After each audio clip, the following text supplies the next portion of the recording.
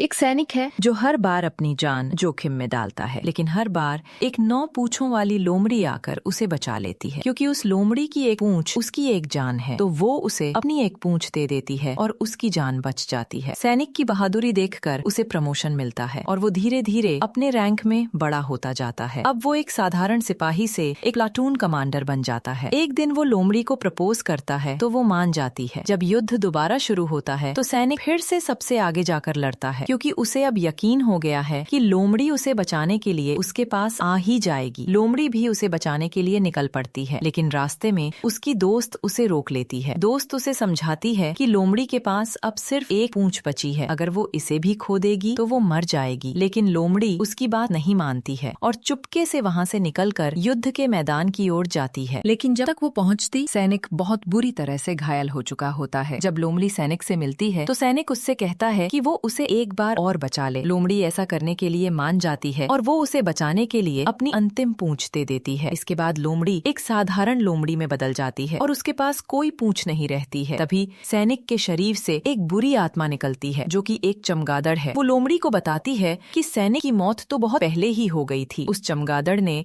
अपने आप को लोमड़ी से बचाने के लिए सैनिक के शरीर में छुपा लिया था। अब चमगादड़ को लोमड़ी से मिली हुई शक्ति भी मिल जाती है। वो अंत में हंसता है और प्यार को मूर्खतापूर्ण बताता है। अगला भाग देखने के लिए सब्सक्राइब करें।